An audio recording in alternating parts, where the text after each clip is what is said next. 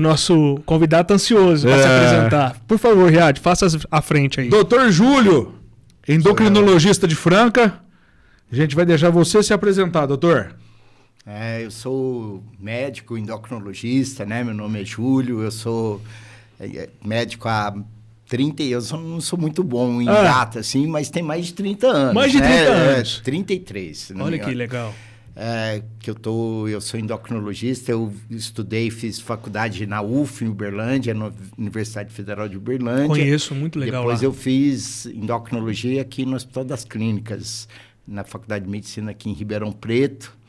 E voltei para casa, né? Quando eu saí de Franca aos 19 anos, eu achei que nunca mais voltasse aqui.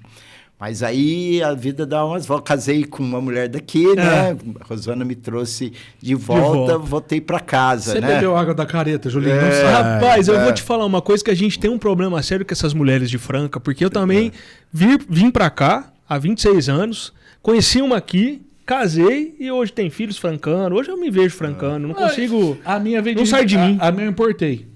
Portou? Ribeirão Preto. De Ribeirão. É região. Eu morei assim, ó, morei em Uberlândia, morei em São Paulo, em Ribeirão e em Franca. Eu tenho a maior tranquilidade de dizer assim para todo mundo, Franca é a melhor cidade eu morei. Assim, pode ter...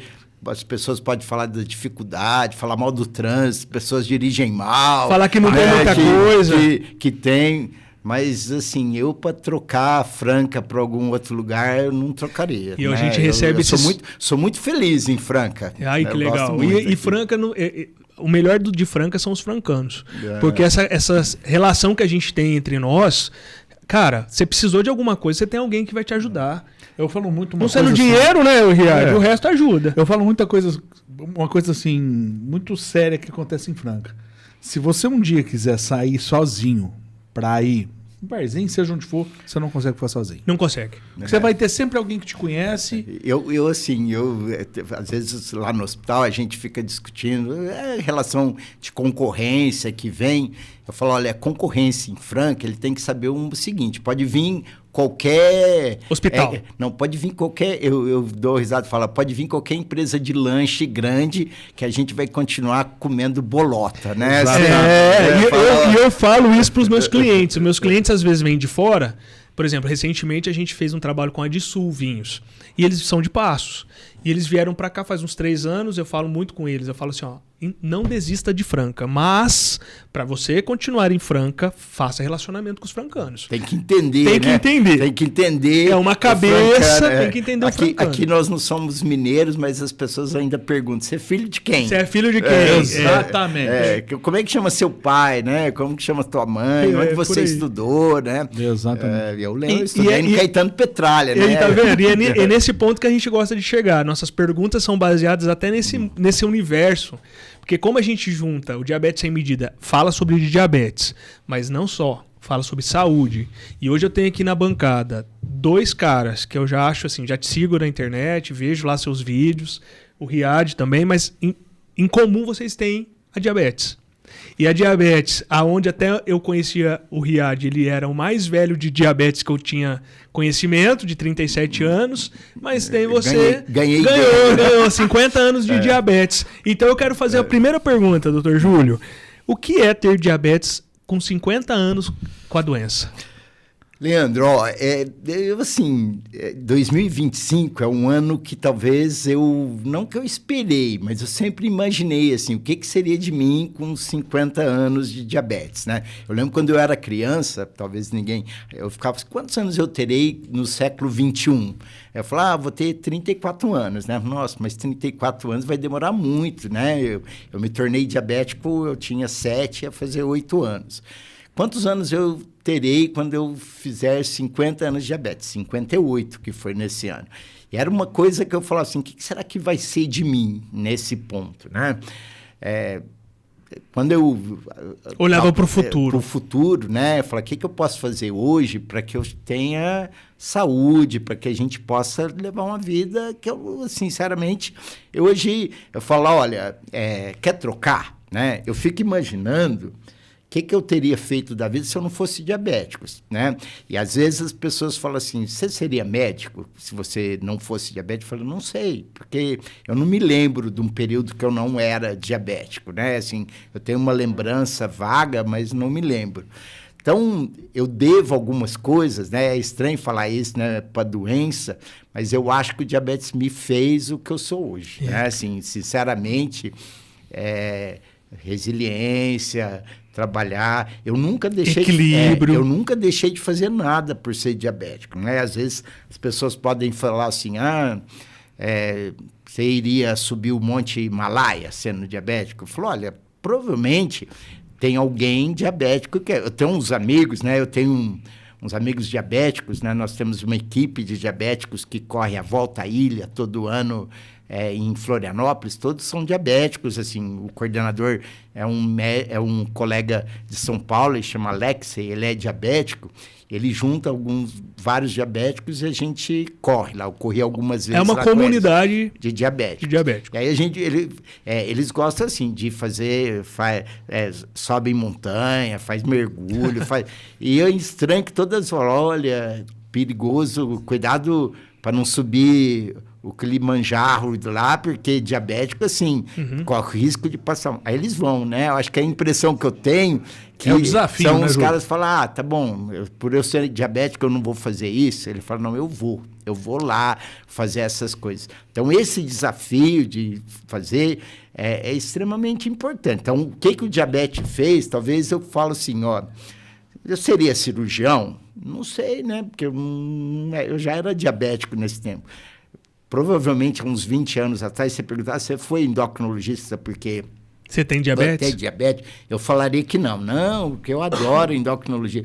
Hoje eu falo, olha, acho que sim. Acho que né? eu queria conhecer melhor o que eu tinha, o que eu podia melhorar. Mas eu acho que hoje, assim, não para mim, né? Eu posso passar para o outro.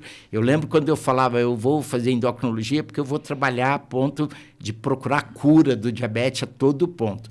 Com 50 anos, eu falo, você acredita na cura do diabetes? Eu falo, acredito. Pode ser que vai chegar num ponto, nós temos várias pesquisas sendo feitas nesse sentido. Tronco. Mas nesse ponto que eu estou hoje, eu falo, olha, talvez seja muito melhor a gente trabalhar para que você não tenha complicações de uma doença mal cuidada, vou grifar, hein? Mal cuidada, do que, às vezes, ficar esperando a cura sem fazer nada. E, às esperando. Vezes, assim, vamos dizer que daqui 20 anos, eu tenho 58, 20 anos vou ter 78. Fala, pô, mas se chegar a cura, né? E a mesma coisa, fala, se amanhã de manhã eu acordar e aparecer lá o meu anjo da guarda e falar, olha, você acordou hoje, você sem não diabetes. É mais diabético. Eu não sei se eu mudaria a minha vida, se eu faria alguma coisa diferente do que eu faço regularmente. E eu vejo muito o que você está falando agora e eu te dou os parabéns, porque é justamente o que a gente fala aqui no programa. Essa coisa de você ser diabético, mas não se fazer de coitado. Não pode. Eu sou um cara que eu tenho diabetes e vitimizar, a vida assim, às vezes ficar com vitimização. E eu gosto das suas falas em relação até o que a gente... Nas devidas proporções, claro. Quando você vai, às vezes você tem um câncer terminal e fala assim, você vai morrer em 1 ano. A gente sabe que existe isso, infelizmente, é uma doença e tal. O que você não faria nesse 1 ano se você recebesse essa sentença hoje? Eu me pergunto, porque pode acontecer com a gente aqui. Claro. E aí, o que eu faria nesse 1 ano? Então, ao mesmo tempo, quando você tem uma sentença que a gente brinca que não é de morte, que a diabetes não é uma sentença de morte, ela é uma sentença de vida. Equilibrada. Porque a pessoa recebe uma sentença de vida porque fala assim, vai viver com ela. Mas o que você vai fazer para viver a sua vida com ela?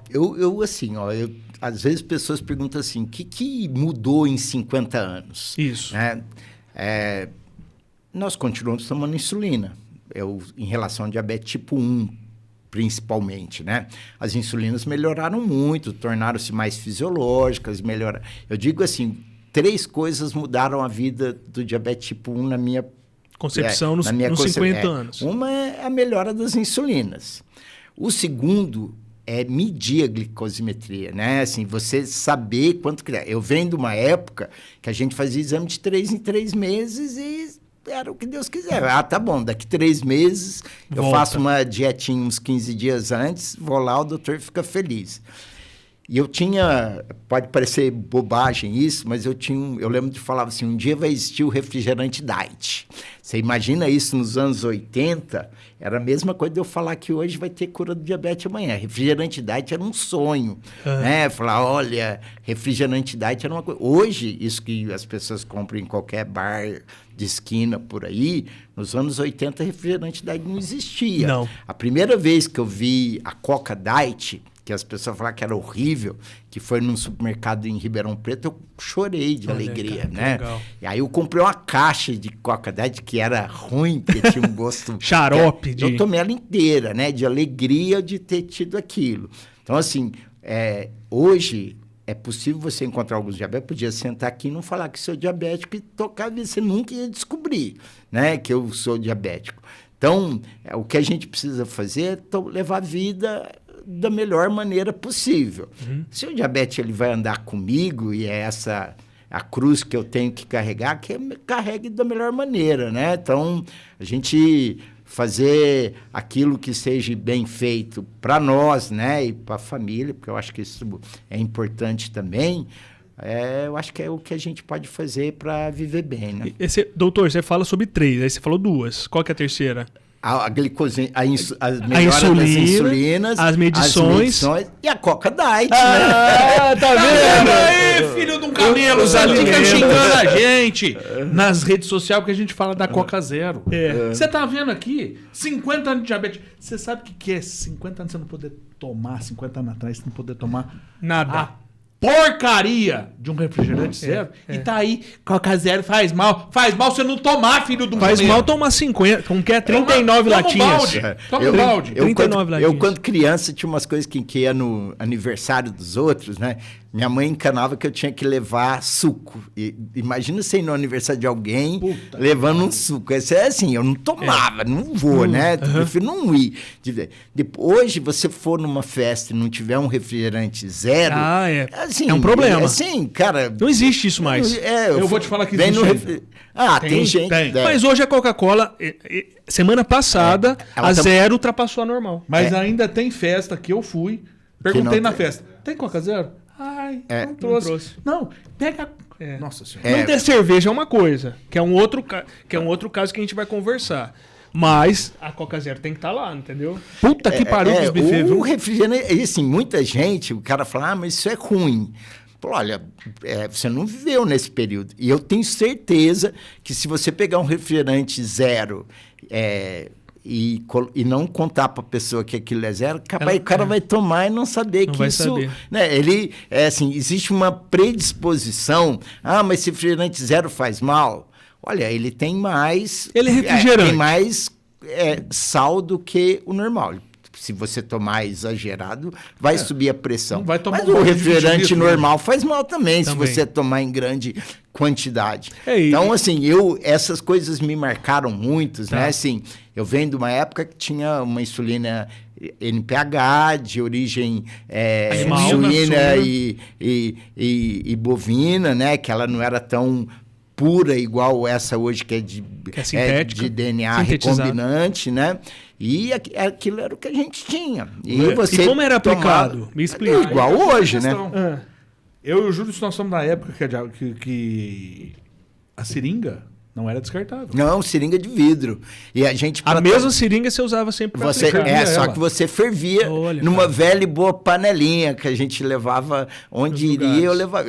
Eu lembro de ferver seringa de insulina durante a faculdade. E agora, olha aí, né? E hoje o filho de um jumento reclama de carregar uma porcaria com uma agulhinha desse tamanho. Com uma agulha de 4 milímetros. 4. Também insulina com agulha de ferro, né? Rapaz. Que a gente que ia fervendo. A agulha trocava. Fervia também e fervia. Quando ela ficava rombuda, você tirava a seringa de vidro, né? E aí, com o tempo, as insulinas foram... os análogos da insulina, que são essas insulinas, né? Que aqui essa é a Fiasp, né? Que é um análogo de insulina. Tem outras insulinas aqui. Elas são mais fisiológicas. E aí entra outros profissionais na história que eu falo, olha, nós também não seríamos nada sem sem os nutricionistas, sem os educadores físicos, sem aquelas pessoas que vêm ajudar, sem, assim, eu não posso esquecer de falar dos psicólogos, terapeuta ocupacional, mas eu tenho assim, um apreço muito grande pelos nutricionistas e pelos educadores físicos. Eu tenho certeza, eu falo isso assim, ó, eu só sou diabético hoje porque a atividade física me trouxe até aqui, né? Assim, o exercício físico. Ah, mas precisa virar um atleta? Não precisa sair correndo. Mas a atividade física, ela tem um grande papel no controle da glicemia. E não é só para o diabetes tipo 1, né? É para qualquer... E não é para... Assim, existe alguma doença que a atividade física não é? Não, tudo bem, o paciente pode ter um problema que tem que tomar cuidado com o jeito de exercício, mas pessoas bem preparadas fisicamente, elas ultrapassam muito qualquer situação. É só ir nas provas aí de corrida de rua, você vê pessoas cadeirantes, pessoas em uso de muletas, PCDs, e você fala, pô, estou aqui reclamando, da né? minha vida. E tem cara ali andando, fazendo corrida, correndo maratona em cadeira de roda e vai legal, né? Você sabe que o Júlio é maratonista, né? Não, eu ia comentar. Eu acompanho ele faz... inclusive, eu gosto muito do jeito que ele coloca e como ele se porta nas redes, porque o senhor é um médico, então, de certa forma, você faz o papel de médico, que é, estou aqui, gente, correndo, e é muito legal. Depois vocês vão seguir o Dr. Júlio. Tô correndo, tal, não é para todo mundo. Veja com seu médico. Né? Desculpa, é para todo mundo, mas vá ao seu médico e veja as possibilidades. Faça o check-up e tal. Porque a gente sabe, hoje as pessoas são imediatistas, ansiosas, querem perder peso rápido ou... agora eu comecei a correr. Vou correr 10 km hoje já. Começou hoje. Caminha primeiro um quarteirão, começa devagarinho. E tem uma fala tua sobre isso, então eu gosto muito. Não, você se preparar, assim, eu sempre digo que não é para você sair fazendo atividade física sem saber como está a tua saúde, né? O risco de ter um infarto, ter um problema de saúde, ele isso existe.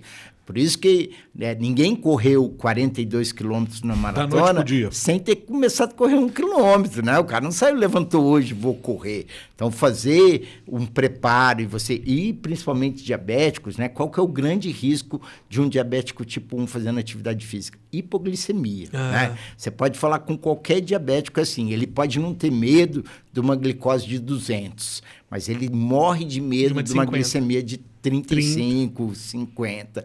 Porque você pode conversar com qualquer diabético usuário de insulina, e ele nunca vai lembrar quando foi que a minha glicose teve alta. Mas se você teve alguma hipoglicemia, nossa, passei mal, acordei lá no hospital e não vi nada. Então, hipoglicemia é um negócio que é muito assustador, é um negócio que às vezes precisa ter ajuda de terceiros. Isso é uma situação que dá para ser evitada com educação, com todas essas situações que a gente tem que orientar o paciente para que ele consiga viver da melhor maneira possível. Eu falo, sabe esse negócio de vitimização? Você não precisa andar com uma plaquinha no pescoço, eu sou diabético, né? Claro que as pessoas precisam saber, né? Tá aqui o Riad, se amanhã o Riad tá aqui sentado contigo e começar mal, começar a falar uns negócios aí que não tá muito legal, começar a falar, opa, espera aí. Isso aí, coitado, então ele vai todo dia, porque ele fica enrolado comigo. Que eu falo umas coisas meio sem nexo. Eu vou falar assim, é hipo ou é normal? Então, assim... É normal ou hipo? Falar, não, eu vou esconder que eu sou diabético.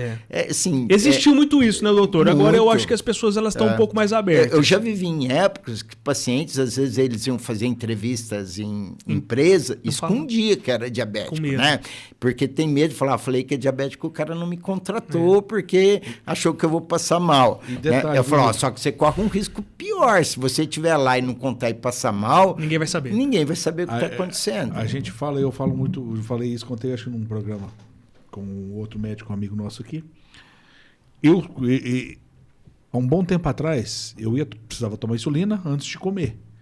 Eu entrava, às vezes estava num restaurante, num barzinho, eu entrava no banheiro para esconder. Isso, assim, hoje a gente vai ficando cara de pau, já não tem mais isso, sabe? Eu tomo insulina lá e as pessoas não percebem, né? O problema é quando a gente toma insulina com seringa, e ainda existe muito isso, porque muitas pessoas pegam a insulina na rede pública, do SUS, hoje tem canetas, já Também. tem canetas, mas a seringa... Mas imagina você entrar num banheiro público com uma seringa, usando insulina, a primeira coisa que as pessoas acham que você está usando droga, né? Anabolizante, droga. Imagina né? Que é a droga confusão também. que isso Pode ocasionar. que isso pode ocasionar. Então, eu falo para o paciente, é melhor tomar lá com a caneta, com a seringa, para falar para ele não chamar. E se você for discreto, cara, ninguém vai nem perceber o que está acontecendo. E a né? gente está entrando numa fase da vida, e é muito bom quando você fala século XXI, que as coisas, a informação ela é muito rápida. Então a gente tem informação certa e informação que desinforma. E aí a gente entra aqui num programa que, como eu mencionei, é assistido por milhões de pessoas, que a gente quer levar a informação certa. E as informações, elas têm que durar 5, 10 segundos, que é o que o pessoal assiste. Então a gente vem com os cortes, que vem essas informações rápidas, onde a gente coloca, o que é importante falar rapidamente para a pessoa. Então usar insulina em qualquer lugar. Antigamente se discriminava as mulheres que amamentavam na rua, né, cara? Gente, a criança precisa de ser alimentada. Eu já vi situações assim da pessoa, quer ver? Eu vou contar uma história. Por favor. O paciente está em casa e vai no restaurante. Aí ele fala, sabe uma coisa, como eu não quero tomar insulina lá no restaurante, eu vou tomar em casa. Aí ele toma em casa, quando ele chega no restaurante está lotado, tem uma fila de espera. O que vai acontecer? Vai ter uma hipo. Se ele tiver uma hipo no caminho, pronto. Então, assim, são coisas que você aprende, às vezes, sofrendo, né? Fala, pô, isso já aconteceu comigo. Então, hoje, na atual situação com caneta, isso vai ser uma maneira, e hoje nós temos as bombas de infusão de insulina. É importante você dizer que eu vou dizer assim, hoje, no dia 21 de maio de 2025, nós temos a aplicação de insulina, ela ainda é aplicada. Pode ser que daqui 1 ano, 2 anos, 10 anos não vai existir. Já existiram pesquisas, tem insulina que é inalável, tudo isso, mas ainda não é uma coisa que a gente usa com tranquilidade. Não sei que assim, não pega principalmente pelo custo, é muito caro, não tem na farmácia popular, então a gente vai aplicar. Mas já tem, provavelmente, as insulinas que são aplicadas diárias, daqui a pouco vai ser aplicado semanal, a insulina já basal. Já tem uma, né, semanal, que não chegou no Codec, Brasil, né, que tem aí, já pode ser que daqui a pouco isso será possível. Agora, hoje, o que nós temos de insulina são insulinas aplicadas antes das refeições, com contagem de carboidrato, com orientações nutricionais que são importantes. Para quê? Para que você fique dentro de uma faixa de glicose que não fique nem muito baixa, nem muito alta. Eu venho de uma época, a hemoglobina glicada, né, que todo mundo falava assim, eu olhava uma glicada do paciente, estava uma glicada lá de 6,5, falava, nossa, que lindo, maravilhoso, você está muito bem. Mas se você passar metade do dia com glicose de 30 e a outra metade com glicose de 300, um compensa o outro, e a tua hemoglobina glicada vai ficar dentro do normal e você não está vendo que ele está tendo hipo e hiper em outros momentos. Então, o que a gente precisa é ter o maior tempo possível do paciente com um bom controle. Que a gente fala, olha, definido aí, claro que para cada paciente, mas se você tiver mais de 70% das suas glicemias entre 70 e 180, né, que isso já é uma grande vantagem, assim, mas preciso ter sensor para usar, que os sensores que nós hoje temos, que os pacientes usam, mas o que nós, assim, o Riad usa lá, tá 89% dentro do tempo, tá bom? Dentro do tempo tá ótimo, né? Então, assim, a gente gostaria que todo paciente tivesse o Libre. Ainda é possível? É possível? Não é. Então, o que a gente tem é picar o dedinho, né? E eu vou dizer para vocês assim, picar o dedinho mudou muito o tratamento do diabetes nesse período, muito, né? Nós somos da época da glicofita ainda, né, Júlio? Glicofita, que não ajudava muito, né? Porque assim, você sabia que tinha glicose na urina, mas se a glicemia acima de 180, ela sai na urina. Então, podia estar 181, como podia estar 2.000 de glicose e ia ficar verdinha glicofita. Agora, isso que é o Libre, eu falo, cara, eu gostaria que todo paciente diabético pudesse ter.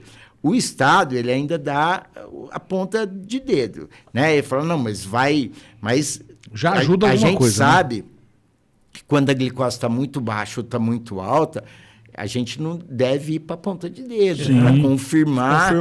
Então, é uma coisa que, assim, que a sensibilidade ela é maior picando o dedo Do quê? Porque o Libre, ele fica no que a gente chama interstício, na pele. E a pontinha de dedo, a gente vê a glicemia capilar. Então, tem uma ação, assim, que você consegue definir, porque quando está muito baixo, muito alto no Libre, ele perde um pouco a sensibilidade. E é uma coisa que você falou, doutor, que eu entro para uma outra pergunta a respeito de acessibilidade. Dia 26 de maio, hoje nós estamos no dia 21, esse programa vai ao ar, já vai ter sido votado. Vai ter a questão dos parlamentares vetarem o que o presidente colocou a respeito do diabético tipo 1C. Considerado PCD. Considerado PCD. O que o senhor acha a respeito disso? Olha, eu assim, é estranho, porque quando põe PCD, fica parecendo que... Que é um cadeirante. Falou, olha... Eu acho que, assim, não sei se eu usaria isso, eu acho que deveria colocar que o diabético, como todas as doenças crônicas, eles seriam pessoas que o Estado pudesse ajudar, né, com uma ajuda que fosse maior do que seria hoje, né? Eu assim, concordo. Eu fico um pouco preocupado quando fala assim, tá bom, então eu vou prestar um concurso e eles vão tratar o diabetes de um modo diferente, né? Você é diabético, e aí vem a outra situação. Será que isso, quando eu for arrumar um trabalho, alguém falar, não, você é você está na cota. Um deficiente, você está na cota de deficiência. Você não pode ser. Assim, não me sinto confortável olhando por esse lado. Eu me sinto confortável. Isso é uma boa visão. Olha, a gente tem que ter, talvez, uma ajuda, um olhar para o paciente diabético para que ele seja melhor tratado. E eu vou entrar em outro caso. Assim, as pessoas às vezes falam mal do país onde a gente vive e tudo, mas eu digo assim, vá aos Estados Unidos e vê se tem insulina de graça. Seja um diabético nos Estados Unidos. A gente sabe que muitos pacientes diabéticos nos Estados Unidos atravessam a fronteira para o Canadá para comprar insulina no Canadá ou para ganhar lá, porque lá é mais barato. Um vidrinho dessa insulina NPH que o Estado dá aqui de graça na farmácia popular, quando tem, né? Claro, que está em falta. Falta aí, nos Estados Unidos custa $45 para um diabético. Converte. Com um diabético com nível médio, não sei quanto ele, mas $45 para comprar é caro. Essas insulinas análogos, né, glargina, Asparte, custa $250. Tudo. Então, isso é caro, né? Então, assim, a gente reclama, mas é porque não viveu lá fora, né? Vai lá fora e vê se nossa realidade. Nós somos muito bons. O SUS, assim, eu sou um defensor do SUS. Sim, nós SUS também. Ele é perfeito, né? O que talvez ele seja mal gerido. Né? Mas a ideia do SUS, ela é perfeita. O Brasil é um país imenso, né? Continental. O que é aqui na região sudeste, ele é diferente do norte, do nordeste, do sul, do centro-oeste. Talvez a gente tenha que ajustar algumas situações, mas se o negócio for bem feito, assim, e eu acho que essa ideia do presidente, se vai definir se o diabetes é uma doença debilitante, eu acho que talvez a gente precisa... eu acho que ajudem algumas coisas que eu vou dar exemplos. Por exemplo, eu gosto do teu raciocínio, que a gente tem que definir muito bem o que é ser deficiente, nesse caso do diabético, porque a gente sabe que é uma deficiência do pâncreas e não produzir a insulina, ou seja, é um deficiente. Só que não é um deficiente convencional com limitações. Sim. Então, por exemplo, eu acho que uma vaga de estacionamento prioritária na frente da farmácia, legal, o cara tá tendo uma hipo, alguma coisa que ele precisa de ter, aí ele pode usar até a mesma vaga que Ele tá num trabalho, ele precisa ter horário para comer. Ele tem, na escola, a criança precisa ter um acompanhamento de um adulto ali, ok, deixar entrar. Tem algumas coisas que sim, outras não. Outras tem então, igual a cota, igual de colocar o cara para passar num concurso. Não, eu acho isso, isso errado. Eu acho errado porque a intelectualidade não muda. Não está sendo posta à prova. Eu acho que assim, que não só do diabetes, nós temos outras. Podia aqui ficar falando do lúpus, reumatoide, podia doença de Crohn. Vamos falar de um monte de doenças autoimunes que entrariam nessa situação. Agora, o artrite reumatoide, a pessoa pega o remédio lá na farmácia de alto custo, do alto custo. Tem outras doenças que podem ser. O diabetes pega também. Lá tem insulinas que podem... mas tem época que falha, tem época que... não. Mas esse negócio vai entrar para a gente poder pegar o sensor da glicemia com maior facilidade. Cara, beleza. Só que eu acho que precisa ser bem usado. Porque a gente sabe que, assim, quando é muito fácil, muito de gás, as pessoas acabam usando mal. Abusando, né, Júlio? Abusando. Eu tenho direito. Aí o direito do cara, ele esquece que ele tem dever também. A gente estava falando agora há pouco de viver nos Estados Unidos com o... Ser diabético nos Estados Unidos. Há uns 5 anos atrás, fui passear com minhas filhas, fui para Disney, e eu levei pouca agulhinha para tomar insulina. Esqueci. E eu precisei comprar lá. Aqui, a gente ia pagar, na época, R$90 uma caixinha de... Que vem 30? 100 agulhas. 100 agulhas. Você sabe quanto que eu paguei lá nos Estados Unidos? Consegui comprar. Aqui tá? era R$100, lá $100. $100. Aí você faz a conversão... Eu quase tive um piripaque dentro da farmácia. 6 vezes mais hoje, quase, né? Se você for converter. Então, assim, ó... E que lá são $100, é muito dólar. É muito dólar. Mas eu acho que, assim, tem muita coisa para melhorar, né? Assim, no atendimento do diabético, tudo isso. Aqui, eu sou amigo do Alexandre, né? Sim. Do prefeito. A gente recebeu ele aqui, inclusive. E eles falam assim, olha, a gente pode melhorar o atendimento, a Casa do Diabético é um local que pode ser um centro de atenção, já foi, né? Hoje nós temos os médicos lá que ajudam, temos enfermeira, tem tudo isso, mas nós não temos nutricionista na rede pública, né? De atendimento, isso é uma dificuldade. Isso também é uma opinião pessoal. Nós não temos uma faculdade na cidade que tem nutricionista, nós não temos uma necessidade... Não junta, público-privado. Né? Assim, eu fico imaginando, será que não daria para juntar? Né? O que impede da gente usar o útil agradável? Eles iam utilizar a rede pública como estágio. Justamente, para aprender na prática. Então, o que assim, atender alguém? Será que pode... eu não estou dizendo que alguém já não teve essa ideia, pelo amor de Deus. Claro, a gente entende. Mas, assim, tem alguma coisa que dificulta talvez esse atendimento? Será que é um negócio tão impossível de conseguir para que isso aconteça? E eu acho que, assim, nutrição, educador físico, nós temos faculdade na cidade que isso podia que eu acho que ajudar. Faltam bons projetos também. Porque, assim, por exemplo, a gente tem um projeto aqui no Diabetes Sem Medida, que é o Uma Gota pela Vida. É um projeto que a gente encampa, que a gente hoje precisa da iniciativa privada para executar, claro, mas a gente vai atrás de fazer a medição da ponta de dedo e em lugares. Então, assim, já vamos em empresas. Agora, recentemente, você falou que vai ter uma ação na praça. A gente vai. Então, assim... E aí a gente precisa da iniciativa público-privada. Mas é um projeto escrito que a gente encaminhou. É um projeto que, inclusive, Júlio, a gente vai... Tá montando esse projeto, a gente vai levar para a Câmara. A gente teve o presidente da Câmara aqui com a gente. Para ser implantado da Semana do Diabético.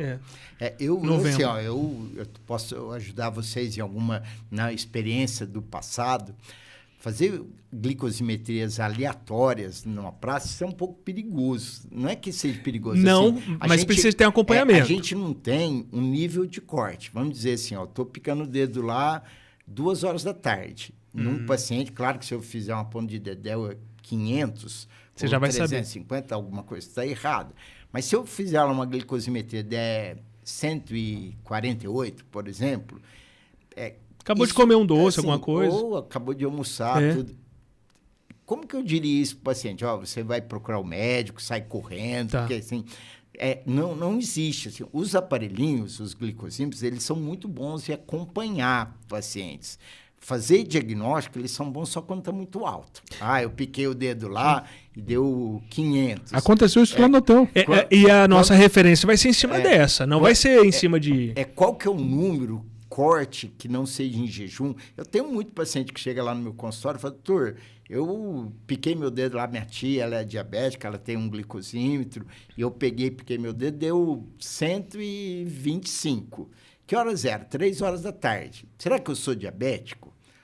Olha, assim, isso não faz diagnóstico, né? Nós precisamos colher glicemia. Só está sentindo alguma coisa? Não estava nada. Fui lá, piquei meu dedo e deu...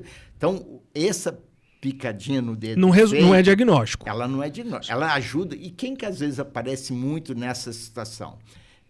Pessoas que já são diabéticos e querem ir lá picar o dedo. Aí você vê lá, 300. A senhora já é diabética? Já sou diabética. Nos anos 80, o Ministério da Saúde... ele tinha um número que dizia que entre 30 e 69 anos existia 8,8% da população, ela era diabética, e 50% não sabia. Em 1996, em Ribeirão Preto, a doutora Maria Tereza Torquato, com a ajuda de eu fazer parte desse grupo, nós fizemos o mesmo trabalho que o Ministério da Saúde tinha feito na cidade de Ribeirão Preto, entre 30 e 69 anos. Esse número já não era mais 8,8%, já estava em 12,26% na época. 10 anos depois, o pessoal da enfermagem repetiu o exame, o mesmo teto, 15% da população ela é diabética, sendo que 25% não sabia.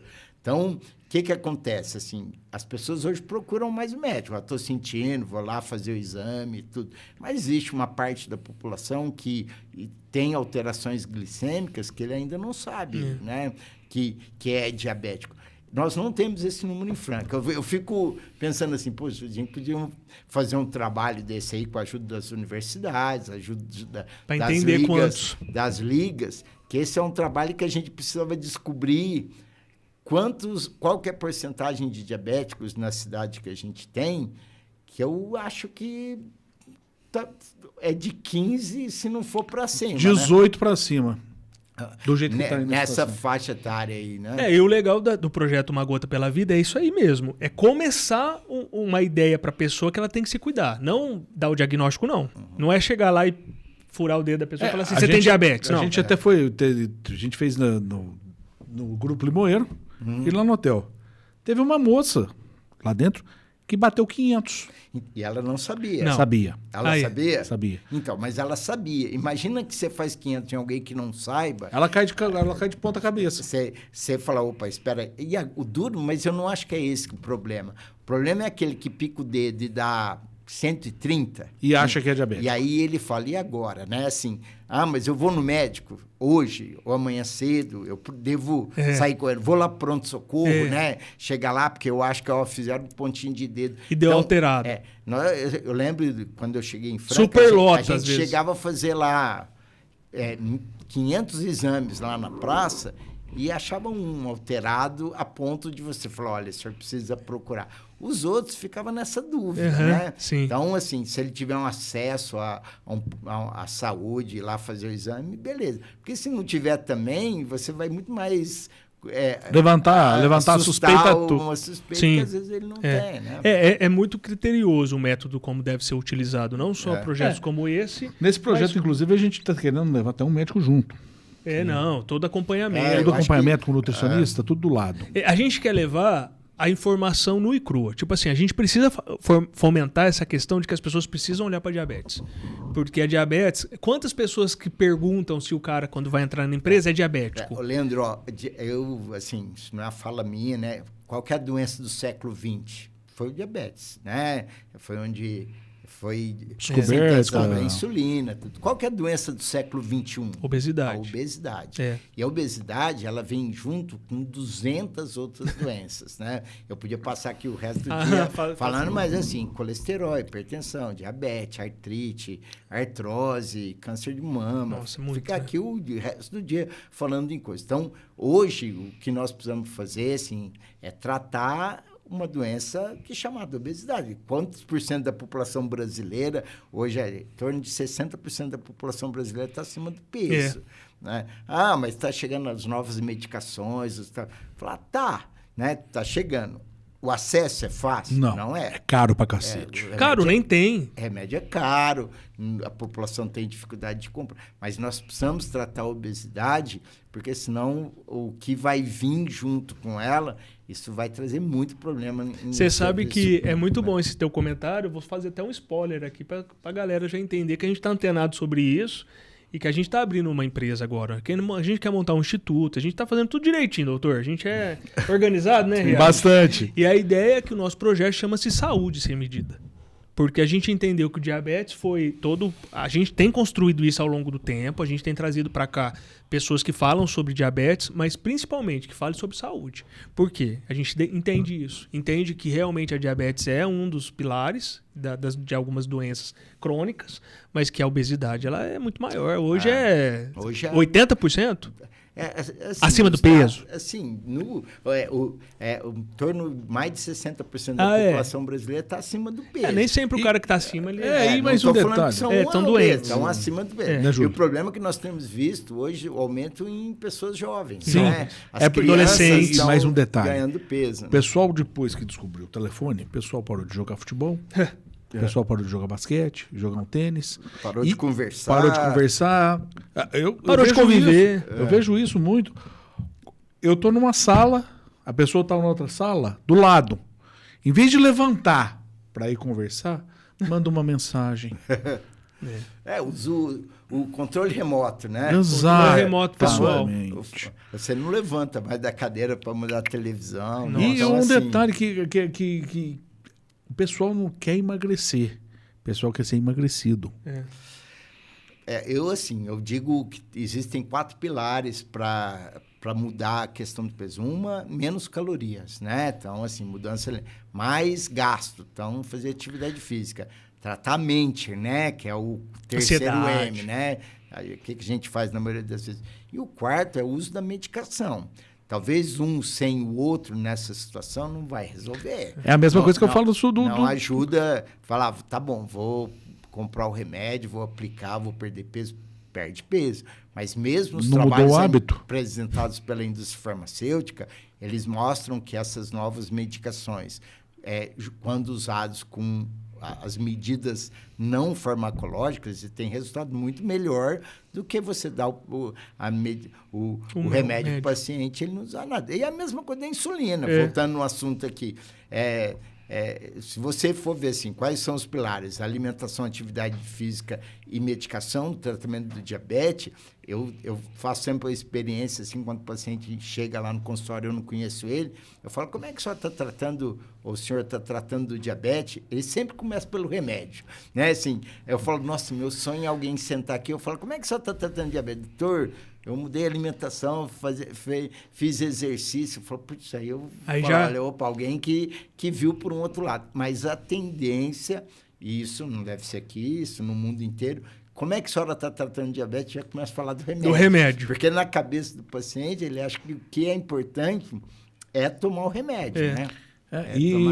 Eu vou acrescentar mais um pilar aí no seu, Julinho. A gente fala assim, medicação, nutrição, exercício e informação. Esses, os 5 pilares, né? Porque num passado distante, os 3 pilares do diabetes eram alimentação, atividade física e medicação. Hoje acrescentaram mais 2. Eu vou acrescentar mais um, Leandrão. Automonitorização, que é picar o dedo. E o 5º é informação. Educação do diabetes. A pessoa entender qual que é o motivo dele estar fazendo aquilo. E entender também que não é para mim, ou para o parente, ou para o irmão. Ele está fazendo aquilo para ele, né? Claro, ele foi orientado, ele sabe direitinho e que ele tem que fazer, mas não é melhorar para mim, ou não é para o médico que ele vai lá. O doutor Júlio é bravo, né? Antigamente eu falava, doutor Júlio é bravo. Falou, olha, a questão não é brava. Existe uma exigência? Existe. Né? Rigoroso. A gente precisa fazer as coisas direitinho. Olha, nós vamos jogar no mesmo time, então nós temos que todo mundo fazer a sua parte. Sim. Né? Eu fico muito preocupado quando eu falo para o paciente, o dia que o senhor vier aqui e eu não falar que precisa melhorar, que precisa fazer exercício, o senhor se preocupe, pode ser que eu desisti de não quero tratar. Mas todo paciente que ele entrar lá, até prova contrário, eu vou colar nele, né? Eu vou fazer o que é possível. Se um dia eu não colar e falar, não, tá bom, segue desse jeito, talvez compense procurar outro médico. Você quer um ditado que me mata? O pessoal fala assim, como é que tá as coisas? Se melhorar, estraga. Não estraga. Tem sempre um cadinho a mais para melhorar. Melhorar um pouquinho. Eu gostei. Então, um cadinho a mais para melhorar. Se melhorar, estraga. Não estraga, não. Não estraga de jeito nenhum. A preocupação que está lá, a questão eu quero que o paciente melhore, mas melhor para ele, né? Assim, eu vou cobrar que ele melhore. A gente não faz isso com os nossos filhos, né? Assim, a gente não quer que ele seja melhor. Se você deixar, toca aí do jeito... Não, assim, não, né? Nós precisamos ter educação para ficar bem tratado. E eu digo para todos, assim, todo mundo que estiver aqui, se um dia for lá no meu consultório e eu deixar passar batido um negócio que tá ruim, se preocupe, porque eu não estou preocupado com ele. E a gente chega num ponto que eu tenho uma frase que é aquela: se você fala para você morreria pelo seu filho? Todo mundo, eu morro. Claro, não sei o quê. Você viveria pelo seu filho? Então a gente tem que pensar diferente. Por que eu viveria pelo outro? Porque eu tenho que me cuidar, eu tenho que estar aqui. Entendeu? Eu tenho que estar bem. E hoje lá no trabalho onde a gente você faz, isso? né? Exatamente. Nóis, cara. Lá no trabalho a gente... Lá no Espaço Viver Bem, né? Que é lá no super legal. Lá na Unimed, né? Eu sou o médico coordenador lá, Olha, né? Bacana. Que trabalho lá. Eu falo assim, não tem como tratar doença crônica hoje sem equipe multiprofissional. Eu sou muito, assim, grato, o serviço está lá. Eu falo, a gente tem que aumentar, né?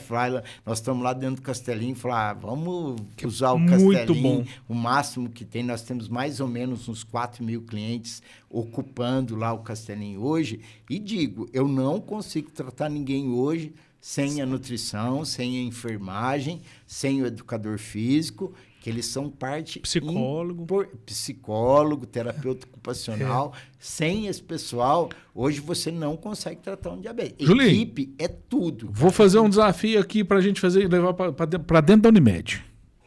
Vamos levar esse produto Viver Bem com educação para dentro das empresas? Esse é um assunto que temos muito lá, né? Que a gente, em vez de levar o cliente lá, a gente devia ir nas empresas. Levar.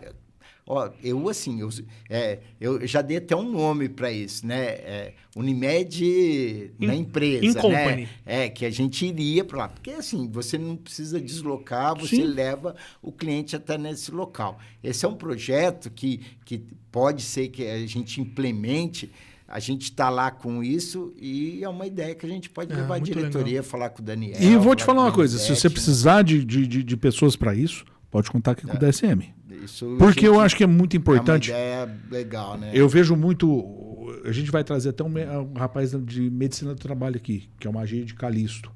A gente vê muitas empresas sofrendo com pessoas com diabetes mal cuidadas. E ele não pode, né? Assim, a gente ficar esperando ele lá no Espaço Viver Não vai. Bem, aí, lá funciona das 7 da manhã às 7 da noite. Fala, mas funciona há muito tempo. Sim. Mas às vezes o cliente não vai lá. Será que não compensaria a gente levar? Cara, assim, essa é uma ideia perfeita. Né? Sim.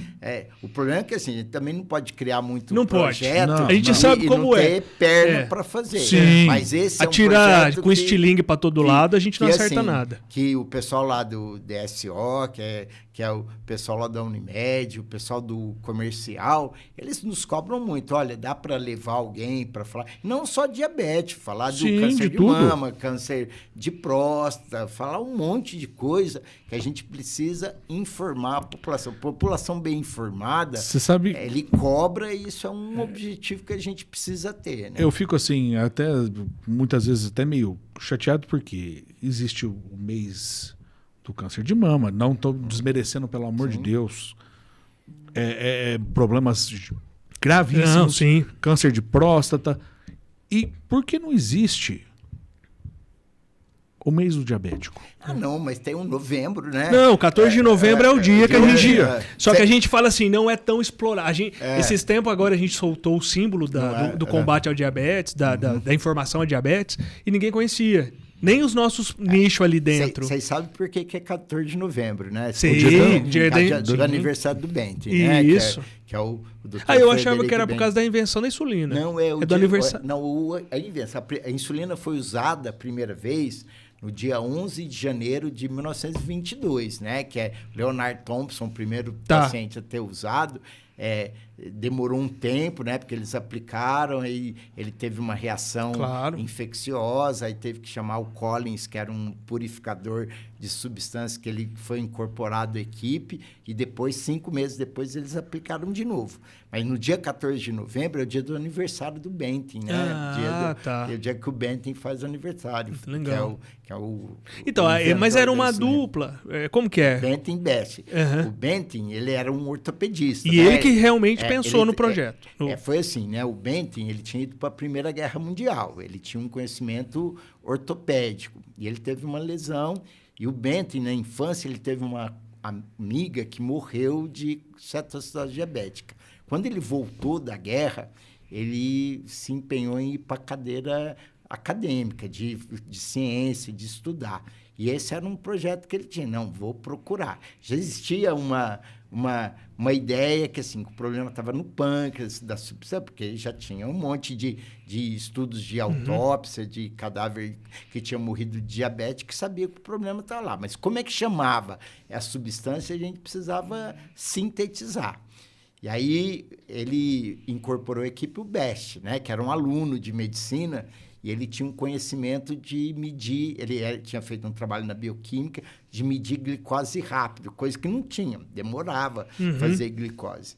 E aí eles foram estudando os casos, tiravam o pâncreas, deixava ele ficar hiperglicêmico, tentava sintetizar através da retirada de uma substância lá em pâncreas de porco e de boi e aplicar no cachorro para ver se a glicose caía. No 33º cachorro, né, que existe uma foto clássica, né? A minha filha, ela gosta de cachorro, onde ela olhou e falou, viu, vira-lata tem uma utilidade. E a cachorra chamava Marjorie, né? E aí ela aplicou e no dia de manhã, no outro dia, quando eles fizeram os testes, a glicose tinha caído, mostrando que a substância, né, que eles deram o nome de inulina na época, isso começou o tratamento. Isso foi no final de 2021, né? Que tem. No primeiro... 1921. Aí, em janeiro, o Leonard Thompson, que era o paciente que estava lá internado, eles começaram a usar. O Benting e o Best venderam a patente da insulina para o mundo por $1. Eles venderam por $1. Eles não ganharam dinheiro nenhum. E aí foi para a Universidade de Chicago, né, onde está a Lilly hoje, na indústria farmacêutica, e foi para a Dinamarca, onde é a Novo Nordisk hoje, e eles começaram a produzir insulina. Faltou pâncreas de porco e de boi, porque isso... Aí entrou a Segunda Guerra Mundial, e aí teve uma queda. Nossa, mas que aula agora que a gente teve. Período, e eu vou te fazer uma pergunta. Parabéns. É verdade que no século XIX, eu li isso, não posso te afirmar com 100% de certeza, que a informação está aí para todo mundo. É verdade que a diabetes era chamada antigamente de doença da urina doce? Porque assim, ó, a palavra, assim, quando que a doença recebeu esse nome? No século XVI. O que é diabetes? É uma palavra grega que quer dizer sifão, onde passa muita água, porque o paciente urinava muito, né? Porque quanto mais glicose no sangue, mais o rim não consegue segurar a glicose, ela sai na urina e junto com isso vai a água. A doença dos 4 P's, né? Que é poliúria, polidipsia, polifagia e perda de peso. Então, poliúria, urinar muito, polidipsia ou polidipsia, tomar muita água por muita sede, polifagia por comer muito e perdia peso, né? O mellitus vem do latim, que vem de mel. Então, assim, alguém provou a urina e falou, essa urina tá doce. Não sei quem foi, né? Mas alguém... e já tinha, assim, depois uma ideia, o Paul Langerhans, que ele, no trabalho de mestrado dele no século XVI, ele mostrava as ilhotas de Langerhans que ficava no pâncreas, né? Não sabia-se muito bem, mas depois, como eu falei para vocês, nas autópsias, perceberam, olha, o problema desses animais está aqui no pâncreas, né? Qual que é a substância que vai ser sintetizada? A gente sabe que o pâncreas tem uma área endócrina e uma área exócrina, né? Que age na digestão, e a parte endócrina produz 2 hormônios. Na verdade, produz mais, mas basicamente a insulina e o glucagon. Como a célula beta produtora de insulina ela é destruída, né, por autoimunidade, o glucagon ela aumenta e a insulina é a chave de pôr a glicose para dentro da célula. Como a glicose. Nós temos células que não precisam de insulina. O cérebro, né, o neurônio, a hemácia e o músculo cardíaco. Né? Não precisa... Você imagina se não entrasse, né? O resto precisa. Aí, como não entra glicose, o que a célula avisa o cérebro? Falou, estou passando fome, né? E aí o cérebro queima gordura. Vai queimando gordura, a pessoa vai emagrecendo. E aumenta a fome, né? O paciente vai comendo em grande quantidade, né? Pode pergunta para mim, para o Riad, para qualquer diabético, qual que é a tua história do começo? Você ia falar, um dia eu comecei a urinar muito, tomar muita água, comecei a perder peso. Formiga perto do vaso. Comecei a fazer xixi na cama, coisa que eu não fazia no passado. Então, a história é muito parecida, né? Você bota 100 pacientes diabéticos tipo 1 dentro de uma sala e pergunta, conta a tua história. E, basicamente, todo mundo tem uma história parecida, né? Doutor Júlio... Deu uma aula para nós, hein? Que é isso? A gente não... Em tantos programas que nós já fizemos, ninguém falou de forma tão conceitual e técnica o porquê da diabetes. Eu sempre, assim, todo ano, assim, eu faço um agradecimento. Um dia eu vou encontrar o Bento e o Best e agradecer para eles, né? Assim, o Best morreu em 1974, né? Ele foi o chefe lá do laboratório lá da Universidade de Toronto e o Benton já morreu há muito tempo. Que demora mais uns 50 anos para encontrar eles, né? Mas são caras assim que não desistiram de nós, né, cara? Assim, isso... Assim, nós temos que tirar o chapéu para a ciência, né? Para quem acha que a ciência não ajuda. Nossa Senhora. Leandrão, faz a pergunta que eu vou fazer outra. Eu quero te agradecer, primeiramente, pela tua participação, pela aula que você nos deu. E a gente tem uma pergunta no final que a gente sempre gosta de fazer. Eu vou acrescentar duas, tá? Tá bom. Você faz a primeira, eu faço a segunda. Eu vou fazer. A primeira é, o que é viver sem medidas para você? Cara, viver sem medida é você pensar no dia de amanhã, você ter objetivos, né? Assim, viver sem saber o que você vai fazer no futuro, não ter esse objetivo, deve ser muito difícil, né? Então, viver sem medidas, a gente saber que a gente pode andar, pode ter objetivos e saber que você vai ter capacidade física, mental, de você poder... fazer aquilo que você sempre sonhou fazer. E não precisa ser muito, né? Às vezes falar qual que é o seu sonho. O que te dá prazer. É aquilo que vai te dar prazer. Eu, às vezes, falo assim, que nome que você daria para um time de diabéticos? Eu falava, o time chama rapadura, né? A gente pode ser doce, mas a gente não é mole. Não é mole! Boa! Time rapadura, essa né? Eu já vou pôr no nosso Instagram. Somos doce, mas não vamos ser mole, né? Isso aí, parabéns. É isso aí. E, Júlio, se não fosse a diabetes na sua vida, como ela seria? Não sei, cara, assim, essa é uma coisa que eu fico pensando, se eu não fosse diabético, não sei o que eu seria da vida. Eu acho que, igual eu falei para vocês, 50 anos, eu acho que o diabetes me trouxe até aqui. Sinceramente, eu acho que estou sentado aqui por ser diabético. Se eu não fosse diabético, se eu teria tido mesmo trilhado essa cadeira, eu não seria não sei o que eu seria. Acho que eu seria jogador de futebol. Olha só, como toda criança eu seria jogador de futebol. Né? Aqui em Franca, né, eu não seria jogador de basquete porque eu não tenho tamanho, assim, acho que não ia dar muito certo. Mas eu acho que eu ia jogar bola. Né? Doutor, obrigado pela presença. A gente quer agradecer muito aí pela aula que você deu aí. Pela disponibilidade, porque a gente sabe que a agenda dele é cheia. Obrigado vocês, assim, porque eu acho que isso é muito legal, assim, é o primeiro podcast que eu vou, né? E vão vir mais vezes, eu acho. E eu acho que, assim... Tem muita coisa para... É legal, né? Assim, eu acho que é um alcance que tem, que não existia isso no passado, é um negócio que vai crescer, mas você difundir a informação, né, por um meio onde quer estamos, isso é muito legal. Tem noção, né? doutor Júlio, que isso aqui está registrado, que um dia, quando nós três não estivermos mais aqui, alguém vai ver. Isso eu fico olhando. Não, é legal. Então, assim, precisa deixar marcado que hoje é dia 21 de maio de 2025. Senão alguém vai ver isso aqui daqui 30 anos e falar, nossa, esses caras são muito ignorantes, né? Tava aplicando insulina. Que é isso? Hoje a gente respira. Mandando fazer dieta. E assim, a medicina mudou muito, né?